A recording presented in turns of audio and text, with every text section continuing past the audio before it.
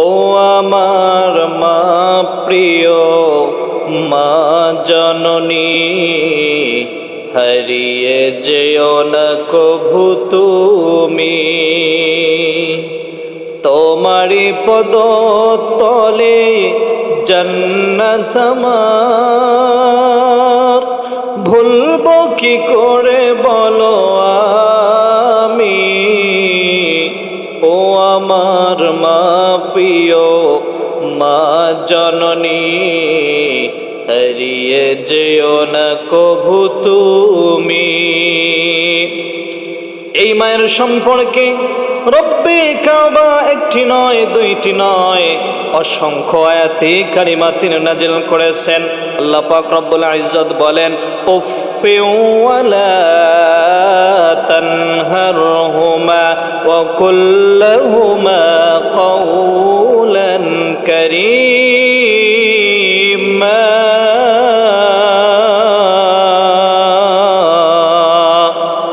এই কালামে জিন্দা কুরআনে হাকিম, হিকমতে উলা ইয়াজালাস্ত কদিম, জামিউল ইলম ফিল কুরআনে হাকিম, তাকাজার আনহু আফহামুর রিজালিম। সম্মানিত মুসাল্লিয়ানে আযম, প্যারে হাজিরিন, রব্বে কাবা ডাক দিয়ে বলেন, গোলাম এই মায়ের সম্পর্কে, এই মাকে যদি কষ্ট দাও দুনিয়াতে তোমার জন্য অশান্তি তো নেমে আসবে, বরঞ্চ আখিরাতের ময়দানে আমি আল্লাহ রাব্বুল আলামিন তোমার জন্য জাহান্নাম একদম বরাদ্দ করে রাখলাম। ওয়া উজলিফাতিল জান্নাতু লিল মুত্তাকিনা গায়রা বাঈদ। আল্লাহ রাব্বুল আলামিন বলেন, মুত্তাকিদের কাতার থেকে তোমাদেরকে আমি আল্লাহ তাআলা বাদ দিয়ে, ইয়াউমা নাকুলু লিজাহান্নামা হাল ইমতালাতি ওয়া তাকুলু হাল মিন মাজিদ। এই জন্য সর্বদাই রাসূলুল্লাহ সাল্লাল্লাহু আলাইহি ওয়াসাল্লাম তিনি যখন সাহাবীদেরকে উপদেশ দিচ্ছিলেন, হাদিস তিনি বর্ণনা করতেছিলেন, এক সাহাবী রাদিয়াল্লাহু তাআলা আনহুম আজমাইন তিনি আসলেন। আসার পরে রাসূলকে বললেন, আমি সহজেই জান্নাত পাইতে চাই ইয়া রাসূলুল্লাহ, ইয়া হাবিবাল্লাহ, কি করব বলুন। রাসূল সাল্লাল্লাহু আলাইহি সাল্লাম বললেন, ও আমার প্রিয় সাহাবী, যদি তোমার মা জীবিত থেকে থাকে ওই মায়ের খেদমত তুমি বেশি করে করবা। দ্বিতীয়বার জিগালেন, উসকুদ উরকুদ আলা সাবিলি রাব্বিক, যদি তোমার মা জীবিত থাকে ওই মায়ের খেদমত তুমি করবা। মায়ের খেদমত যদি করে কবরের জগতে আসতে পারো রে মুসলমান, তাহলে আল্লাহ পাক রব্বুল ইজ্জত আমাদের জন্য 8খানা জান্নাতের দরওয়াজা তিনি খোলা রাখবেন। हकीकत से तो दुनिया बेखबर है, दुनिया की नुमाइश पर नजर है।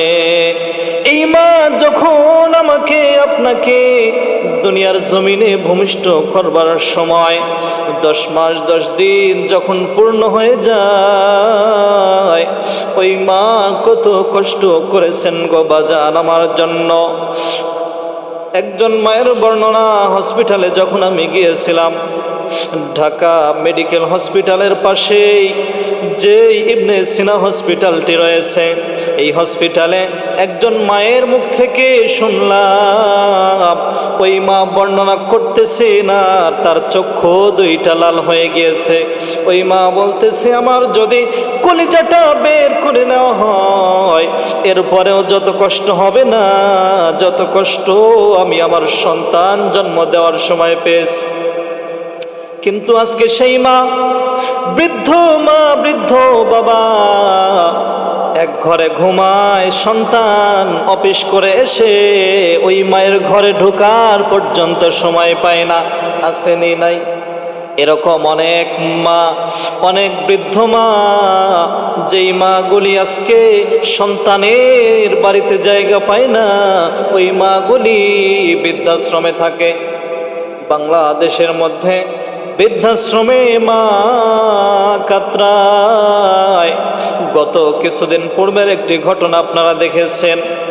বাংলার জমিনের মধ্যে 3 জন ছেলে বিদেশের মাটিতে থাকে। একজন ছেলে ব্যারিস্টার হয়েছে, আরেকজন ছেলে ইঞ্জিনিয়ার, আরেকজন ছেলে তিনি ডক্টরি পাশ করেছে। ইউএসএতে থাকে, ইউনাইটেড স্টেট অফ আমেরিকাতে সে বসবাস করে স্ত্রী সন্তানদেরকে নিয়ে। মাসে মাসে বাড়িওয়ালার কাছে খবর পাঠায়, আমার মায়ের কি খবর। এরকমভাবে কাজের ব্যস্ততার কারণে 1 দিন 2 দিন 4 দিন 5 দিন হয়ে গেল, ওই মায়ের খবর নিতে পারে না, কোনোভাবেই নেই।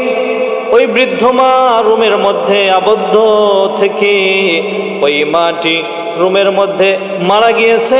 শুধু মারা গিয়েছে তাই নয়, 1 দিন নয়, 2 দিন নয়, 3 দিন নয়, 5 দিন নয়, 11 দিন অতিক্রম হওয়ার পর জানালা দিয়ে দুর্গন্ধ আসে।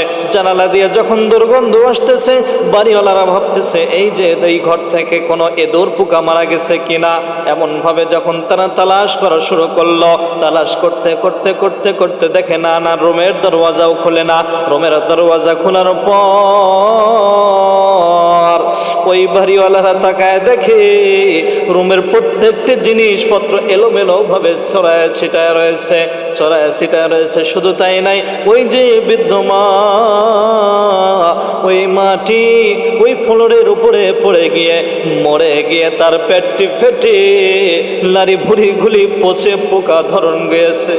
নাউজুবিল্লাহ বলবেন না, পোকা ধরে গেছে। এমনকি তার হাত পাগুলি, মাথার যে লোমগুলি রয়েছে, চুলগুলি রয়েছে, এই মাথার চুলগুলি খসে খসে পড়ে গিয়েছে। এই তো আমার সোনার বাংলাদেশ। এই দেশের মধ্যে কত কিছু দেখলাম। বাপ তার মেয়ের কাছে নিরাপদ নাই। সৎ মা বিবাহ করার পরে দেখা গেছে আপন মেয়ের সাথে ধর্ষণে লিপ্ত হয়ে যায়। পেয়ারে হাজিরেন, কথাগুলো অত্যন্ত দুঃখের সঙ্গে আপনাদেরকে জানাইতে বাধ্য হলাম। এই জন্য আল্লাহ পাক রব্বুল আলামিন বলেন, উফিউ ওয়ালা তানহারহুমা ওয়া কুল লাহুমা কাওলান কারীমা।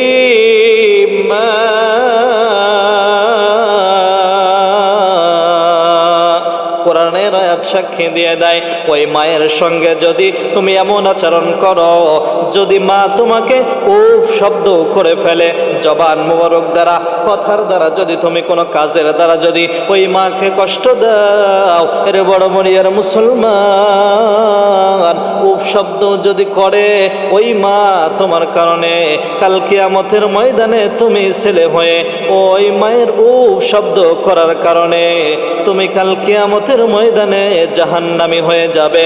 ওয়ালা তানহারহুমা কাওলান কারীমা। এবং শুধু তাই বলেন নাই, আল্লাহ তাআলা বলেন উফ শব্দ তো দূরের কথা, তুমি যখন তোমার মায়ের সঙ্গে কথা বলবা, ওই কথা বলার সময় কওলান কারীমা, এমন নম্রতার সহিত, এমন জন্যতার সহিত তুমি কথা বলবে যাতে করে মা তোমাকে দেখে খুশি হয়ে যায়। এজন্যই কবি বলেন, ও আমার মা প্রিয় মা জননী, হারিয়ে যেও না কভু তুমি। মায়েরই পায়ের নিচে ছেলেরই বেহেশত, ভুলবো কি করে বলো আমি।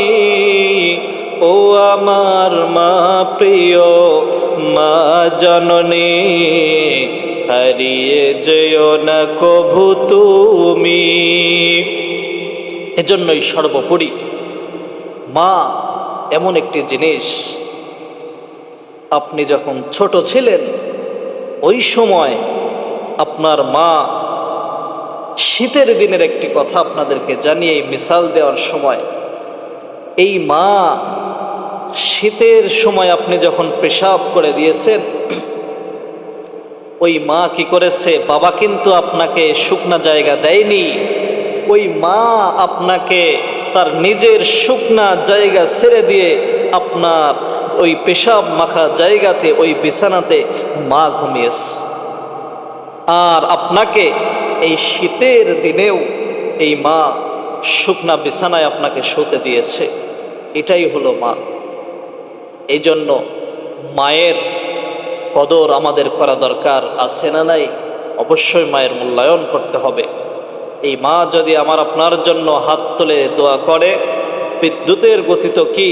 এবং আল্লাহ রসুল সাল্লাল্লাহু আলাইহি সাল্লাম তিনি বলেন, দুনিয়ার জমিনে যদি কাউকে সেজদা করা জায়েজ থাকতো তাহলে স্বামী, এবং দ্বিতীয়ত হলো মা।